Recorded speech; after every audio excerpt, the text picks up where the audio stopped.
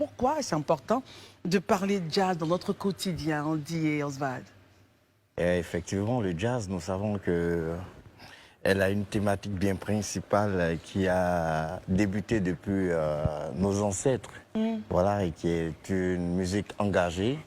Et ils utilisaient toute cette musique, ce jazz-là, pour pouvoir revendiquer, pour pouvoir donner un peu l'expression qu'ils dégageaient.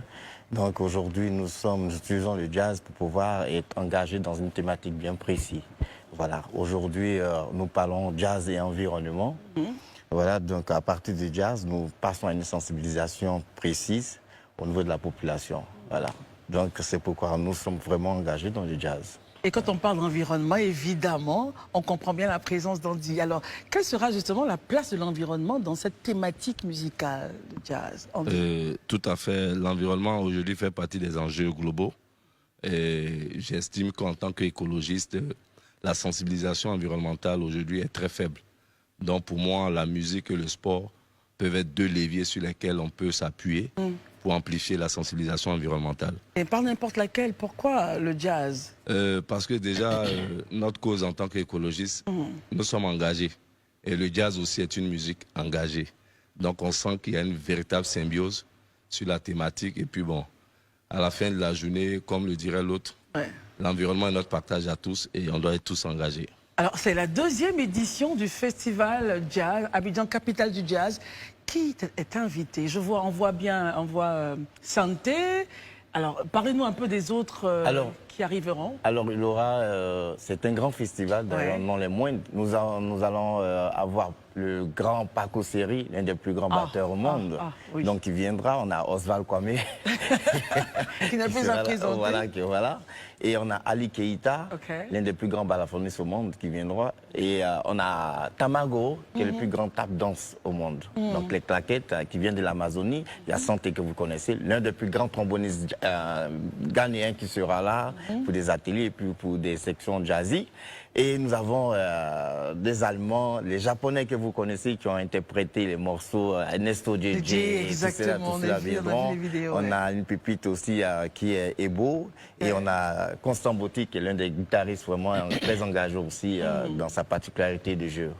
Voilà, donc ils seront tous là, ça sera vraiment super, c'est une grande fête. Et ce sera sur des sites éclatés. Hein? Oui, beaucoup de sites, voilà. Nous aurons l'INSAC, Palais de la Culture. Palais de la Culture, et puis deux conseils privés dans deux coins privés, voilà, pour ne pas faire de publicité. On comprend bien. Voilà, et uniquement pour les chefs d'entreprise. Et pour la journée mondiale de la femme, bien sûr. Ah, bien sûr. Voilà. Allez-y. Élysée qui est un féru de musique. Je vois que vous avez déplacé du beau monde alors que bon, vous avez un jazzman non des moindres en face de vous. Voilà, je ne figure pas sur la fiche. Vous n'avez pas été invité. Oui, je constate que je suis ostracisé, mais c'est pas grave. Entre autres, les artistes et entre autres. Vous êtes entre autres. Oui, vous êtes entre autres de toutes les façons. Voilà, donc je constate que, non, c'est juste pour rire que je ne suis pas déçu. Mais je veux juste savoir, on voit des grands noms en tout cas du jazz, je dirais même au niveau mondial qui seront là. Est-ce que vous pensez aujourd'hui qu'il y a un public pour le jazz en Côte d'Ivoire? Oui, moi je pense qu'il y a un public pour le jazz. C'est pourquoi nous restons toujours dans l'éducation. Voilà, nous restons toujours dans l'éducation. C'est pourquoi nous créons ces grands festivals-là, pour que demain, à chaque moment que vous créez, vous éduquez. Au-delà du festival, nous rentrons aussi dans des ateliers. Donc on apporte du monde au fur et à mesure. Moi je pense qu'au fur et à mesure, les gens viendront. Les gens viendront, mais il faut éduquer. Donc ça fait partie de l'éducation. Et je pense que la Côte d'Ivoire est une quand même grande plateforme tournante. Donc aujourd'hui, les gens s'intéressent vraiment à tout. Pour Andy Costa, qu'on s'est vraiment très engagé, comme elle a dit, dans le domaine de l'environnement, toujours avec son casque, même s'il refuse de m'en donner un. Mais bon, c'est pas grave. Quelle sera exactement l'action, je vais dire, de Andy et de tous ses amis dans ce festival-là? C'est vrai, c'est sensibiliser, mais c'est juste, est-ce que prendre le micro sensibiliser? Est-ce qu'il y a des actions concrètes sur le terrain? Nous avons notre initiative qui est couplée à cette belle initiative musicale qui s'appelle Pensons Environnement. C'est une initiative citoyenne mondiale pour l'environnement. Parce que nous estimons que la première règle du changement, c'est la mentalité. Et cette initiative est alliée sur la thématique ACE via l'accord de Paris qui a un focus sur l'éducation, la formation et la sensibilisation du public. Parce qu'on ne peut pas s'engager pour une cause si on ne la connaît pas. Donc la musique pour nous est un véritable vecteur de sensibilisation. Et in fine, Après cette belle initiative qui dure près d'une semaine, on ira aussi planter des arbres pour symboliser. Magnifique. Voilà, Et ça sera où le voilà, site? À l'université Félix-Auboigny, dans le centre national floristique de l'université. Très bien, alors on dit invitation, ça démarre donc du 1er au 9 mars, ici à Abidjan. Alors invitation au public ivoirien. Alors, déjà, le 28, c'est un peu privé, c'est pourquoi nous n'avons pas mis sur les affiches, là. C'est la conférence de presse après le lancement, dans un hôtel de la place. Et le 1er au 9 mars, nous invitons vraiment toute la population ivoirienne. Venez, venez. Le 1er et le 2, c'est au Palais de la Culture, grand public. Les autres sont privés. Mais 1er et le 2, Palais de la Culture, venez tous, venez célébrer le jazz en Côte d'Ivoire.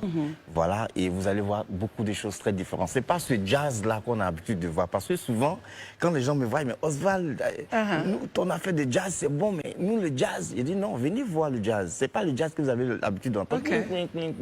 Non, c'est un jazz qu'on a vraiment créé avec nos instruments traditionnels ici.